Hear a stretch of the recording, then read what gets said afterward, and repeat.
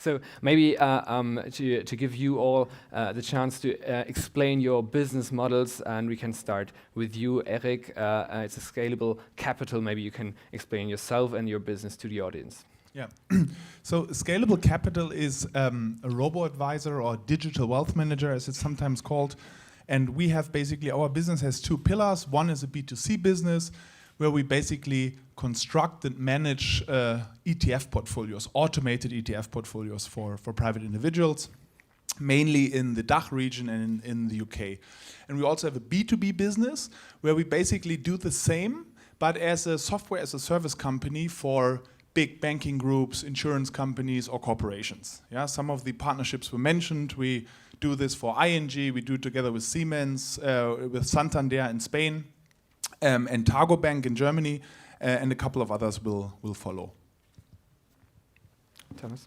So we're doing almost the same, but not quite. So we are a savings marketplace. So our core product is actually savings accounts, term deposits, and overnight deposits. We serve directly the customers in 31 countries across Europe. Out of those, 7 are active platforms. And we have the B2B part as well, where we offer our products through an API through financial service providers like N26, like Commerzbank, BBVA Bank in the Netherlands. And we have a small part where we also offer them good investment products, or a very basic investment account where they can diversified small amount investments into capital markets. And Jörg, before we dive into your analysis on the fintech developments in Europe, maybe you can give us a short introduction on what you are doing today, because what we know from you is more your part as a state secretary and at the ECB, the European Central Bank. What are you doing today? Yeah, I'm working for Lazard. That's a global financial advisory firm. We are not really a fintech. We are 153 years old. So it's the opposite. What we have together, that we are all best in class. That's different. So what I currently do, I'm the head of M&A for Europe. I run the financial services business also in Europe. So besides traditional M&A, we do funding rounds for all kinds of companies. We do IPO advisory, and if things go wrong, we also do company restructuring. So it's a broad range, but we are not an investment bank. We are not investing ourselves, so it's advisory only. It's a clean-cut business model that I can explain to my daughters as well. So, all right, I hope you got it. So before we, you can keep the microphone, Tamaz. Before we dive deep into what is happening, what is going on in funding in fintechs, I would like you, Erik and Tamaz, to explain your business model in Germany. It's quite a specific approach you have, and Germany is a specific country when it comes to private investments. Maybe you can give us an overview on the specific challenge you see there. So I can start, because we are actually started very much pointed towards the German market. So Germans are great savers when it comes to putting money aside, but not so much when it comes to putting money work for you. So that actually on average more than 10% of net income is going into the savings area. But when you look how it's deployed, that's a bit of a tragic story. So Germans love savings accounts, so bank savings, and there they get currently on average 0.2% in Germany. So it's a quite a low return, far below the inflation. And the first product which we launched for is a marketplace exactly for that challenge, to give them a broad choice of products and providers from all over Europe. So currently we have 77 banks bidding with more than 200 different types of accounts for private savers money, so that they can optimize their yield on their overnight and term deposit accounts. So on average we have generated last year around 1% return for those customers instead of 0.2. So that's quite a bit of an upside in relative terms. And the second product is actually going after the investment need, because if you look to Germany, then not only they are mainly on the savings side, low-yielding savings account, but if they do investments, they do it rather with active accounts and average cost in Germany being 2.4% in the current low yield environment, so quite high. And the other thing is they follow typical traps for private investors, so do not diversify and do market timing. And that is exactly what our other product, Weltinvest, is trying to help them, exactly to avoid that at a very low cost of 0.49%, including product cost. So I think that's a market-leading price point. So that is the challenge is low returns, over-reliance on savings, or very expensive investment products. We try to solve those problems. Erik? Yeah, so as I said, our core B2C offering is basically an automated ETF portfolio. So this whole robo-advice idea could also be described as a kind of an ETF concierge. Basically, when I try to explain it in a really simple term, that I want to basically tell potential customers that we or other competitors in the market are actually the simplest and easiest and most convenient form to invest into ETFs. Why? Because ETF, and we've seen this in Vu's presentation, this is really, it's a massive development. It's probably the best innovation the financial industry did in the last 20, 25 years. And you see massive amounts of money going into it. And not just retail money, also institutional money. Yeah? Number one reason is you can get a diversified portfolio for a fraction of the traditional costs. But it's not that easy, actually. It's not that easy to basically construct an ETF portfolio yourself. That's also what Vu touched upon. Banks usually don't help you because they can't pay the investment advisor through ETFs. It's simply not possible. There are no kickbacks or margins. And doing it yourself is possible, but for a lot of people, it's just too inconvenient. Yeah? And we see this with our customers, actually. Our single biggest customer group or customer cohort are computer scientists and bankers. So people that are close to technology and close to numbers. So you might think they could do it themselves, but they just can't be bothered. Yeah? They have a busy life. They want someone else to do it. So and you can use technology to do that for you. And that's basically the core proposition of us or also of other players in the market. So now we zoom a little bit out. We talked about customers investing on your platform. Now to you, Jörg. When it comes to fundings of fintechs and startups, insurtechs, thank you for your alertness, Tamaz. It must be, we see huge funding rounds, for example, with Raisin, or Blackrock has invested in Scalable. So is it heaven on, what is it? No, heaven on earth at the moment. So everyone gets a lot of money because everything works, or what's your perspective on fintechs and insurtechs in the European market? One should be honest, it's not paradise for everyone. Yeah, the market, in our view, looking at the last 2 to 3 years all over Europe, is clearly polarizing. And if you are best in class, as these two chaps represent their companies, it's relatively easy to get funding from global VCs, global corporates, global corporate VCs, to relatively good valuations. But if you're on the other end of the spectrum, where the rest of the crowd is sitting, it gets more and more difficult in a situation where very likely we are reaching at least a moderation of growth, if not the end of the cycle. So you can see at the other part of the market, you even could see that companies don't get funding for the C or D round, and then you can sometimes even observe what we call rescue M&A, that someone is just bought for a very small price in order to keep the staff, maybe the brand or whatsoever. So we all know the examples even in Berlin that takes place. Yeah. So the view on the whole fintech space is indeed there will be ongoing consolidation, even more than, let's say, in traditional banking or traditional insurance, because scale is everything. So if you're number 1, 2, maybe 3 in the market, it goes up like this. If you don't manage to get to these positions through organic growth, inorganic growth, it will be more and more difficult. So I see in Germany, but all over Europe, a wave of consolidation, and it's a bit like the winner takes it all. Maybe the 2 or 3 winners, but that's it. And you talked about seeking rescue M&A. You said, so what's your read on this? Is it a good sign for the market because IP and the people are not lost and they can bring in their expertise to the new now fusion with or merger with another corporate or another fintech? Yeah, I mean, it's a kind of, to be very frank, it's a face-saving exercise. Yeah, you keep maybe the brand, you keep the staff, but it's a sign, of course, that you have not succeeded in the market to get clients and clients with whom you make money.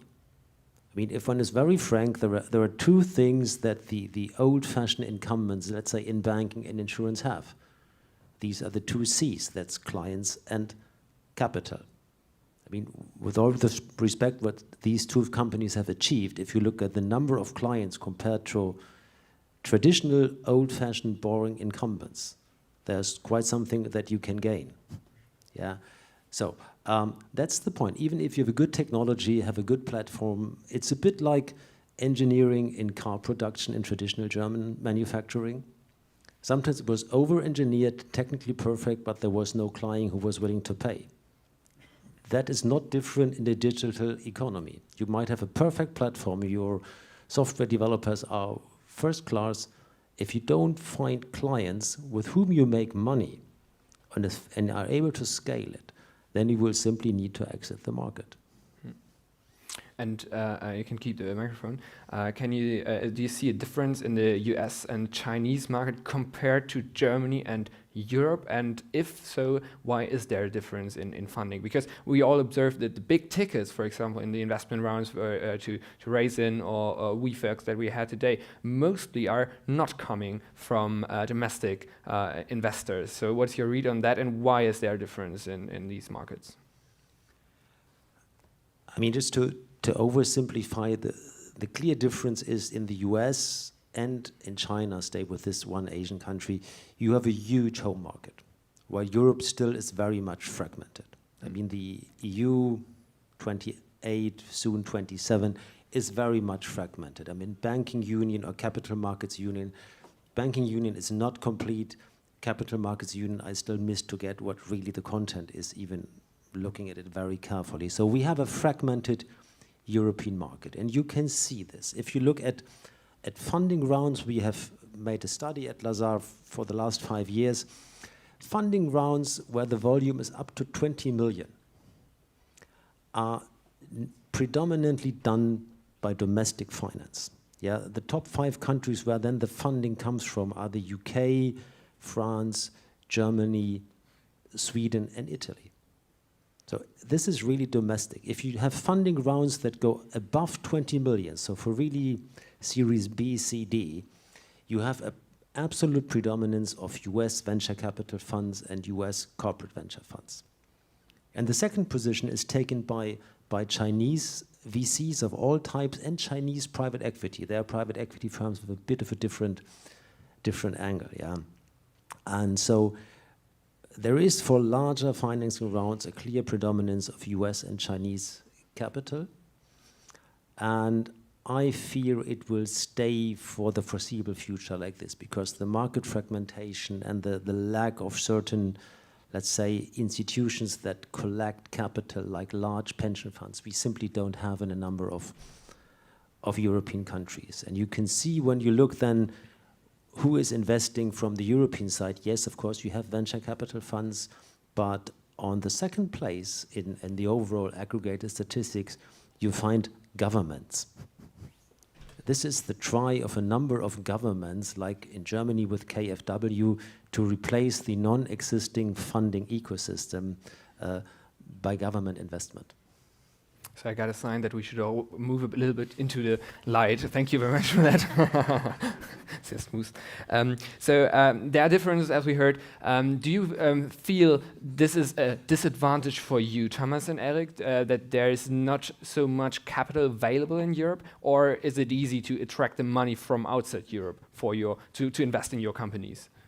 I mean, that's what Jörg mentioned. The money is available. It's just not German money. Yeah, it's even German VC money is most of the time not German money, but US, Asian LPs into German VCs and then into German startups. So the money is available, and it's also, I mean, one angle is also when you talk to European or specifically German VCs, they close in their fundraising, they close their funds at a certain level. So we always, like in the press, and I was last week I had a meeting with some governmental officials. There was a big talk, we need these bigger pools of capital. That's when the startups will come. I think it's completely the other way around. Yeah, you need basically you need a true single market, a huge homogeneous home market. Then you can build startups that can absorb the money. Yeah? Most of the German VCs, they close their funds at 200, 250, maximum 300 million. They can't even have 500 million or billion funds because they can't write enough 50, 100, 200 or 500 million tickets. It's just not, there are hardly any companies. Some companies they are, but hardly any companies. You see this in the US and Asia much more. And also it's much cooler to get US capital, I think. Yeah? Is it? I mean, yeah. All right. When you... making a bit of a joke, yeah, but when you get Blackrock money and then you go to one of these fintech events and you get the high fives and you go to travel to New York for the closing dinner, it's much cooler than going to Bielefeld for a corporate venture investment. So that's the reason, remember. All right. So Tamaz, you are also in the board of the working group on fintechs at Bitkom, so we work closely together. What's your perception? Does the politicians in Germany realize, in the European market, realize this problem? Yeah, I think it's too easy to say it's all the startups themselves.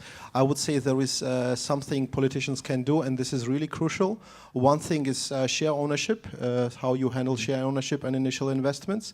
And I mean, we have anecdotal evidence. We have a high-ranked French employee in our company who is almost impossible to grant him an ESOP scheme, which doesn't penalize him and penalize us, to a level where actually 100% of the ESOP value is paid out to the state, to the French state. When you look at the initial investments, we have schemes in Germany which are coming up, which are purely application-based. There is no single scheme where you would just invest into a startup and would be tax-free. So initial investments are penalized, and share ownership is penalized. That puts startups in a position where they either have to pay high salaries, or how do you attract good talent from China, from the US? The second thing is, I mean, pension funds industry, which is the major source of the money, is mainly in the US and Canada. We still do not have any meaningful private pension scheme in Germany, and that's a fundamental issue, because where the money is also where the money is invested to, because that is then ecosystem and a network which helps you.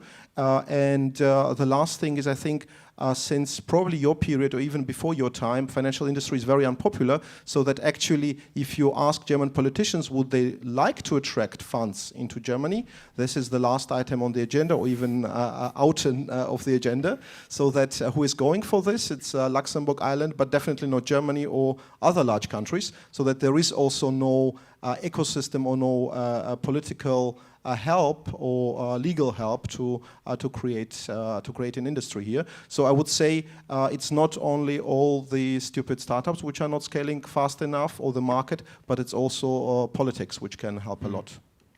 Erik, you mentioned the high five effect of Blackrock, and it's extremely cool to have an US American investor, but also Blackrock is a strategic investor, so maybe you can give us a little bit of insight of having a strategic investor on your cap table.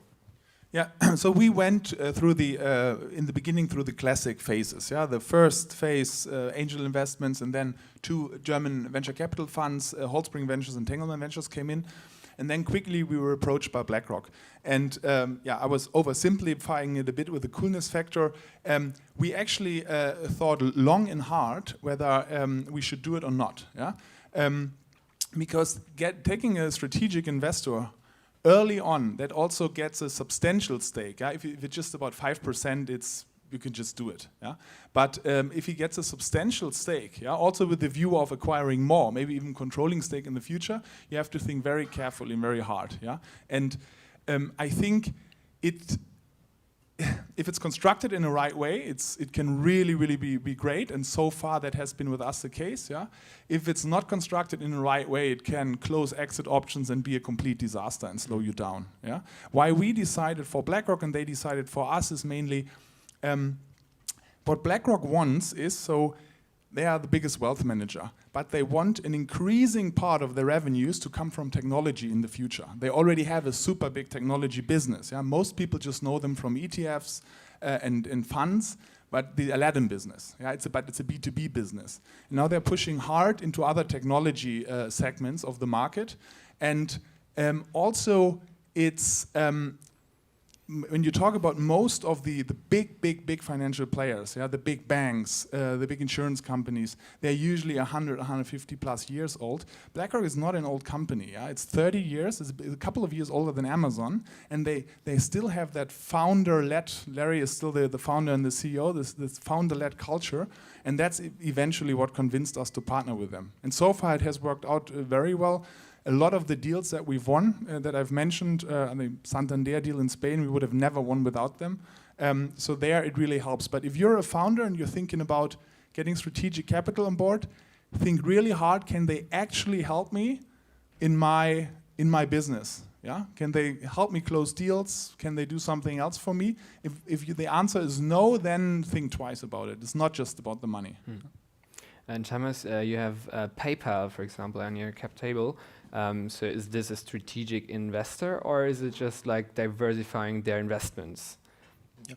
So we are on the other end, so it's like around 5% or slightly below that. So it's not a strategic investor for us. Also on their side, I think it's mainly financial investment. We're talking about different ways to partner, but what I realized after the investment, actually, PayPal is a large company. So they're not in a startup phase anymore, means that the organization which you are talking to has completely different interests. There is a venture arm, there is the business part, there is the business part in Germany, there is the US platform, so there are differing parts, and the animal is just large. So in that sense, I would say that if you are a founder, then the only guy who defines your future are yourself. It's not a strategic investor, someone, the god, or someone who helps you build the client franchise. So that's yourself, and if you're successful, then you are an attractive partner for others. And if you are not, then you are not. So the investment will not help in that. Jörg, what's your read on this having a strategic investor from your M&A advisory perspective? Is it harder to get money after a strategic investor has bought a stake in? The correct answer is, as often, it depends. I mean, it's a permanent and very fundamental debate if we advise on a financing round, VC money versus strategic money. Yeah, there are clear pros. Erik has alluded to them. If you have a good strategic investor, it can open doors that you never could open yourself. That's the obvious pro you have. There is a con, that's the question Tamaz alluded to. Are you still independent? Are you still a founder running a company, or are you just a distribution fancy channel for a global corporate? To over-sharpen now the argument. So I would look at it in each individual situation very carefully, really spend time on it, thinking about, are the pros larger in scaling up my business than losing a bit independence in decision making? And of course, looking forward. It can be the case that in Series B you take a strategic investor which then locks you in for the next funding rounds. Yeah. Sometimes you don't have the choice. I mean, if you're short to running out of money, you take in the cap table what you get, but then you see a year later that was maybe not a perfect choice given the optionality you wanted to have later. So that is always a good point. If you take in one strategic investors, others might stay away or are even forced to stay away from the first investor. What we increasingly see but only in the US currently are so-called club deals of investors, that you have a group of 4, 5, 6 strategic investors that join one, let's say, startup firm at the same time, all take whatever 5%, together they get 30, often minority stakes at the end. And this is an interesting trend because it shows that in a certain subsegment of a market, the new entrant is on the way to establishing a kind of market standard. And this, of course, drives the valuation like hell. If you are seen by the market standard, so let's say if 5, 6, 7 banks invest into one infrastructure provider, it's relatively clear without any public acknowledgement, this could be the future informal industry standard. But we haven't seen this in Europe yet. I know one is prepared, but let's see.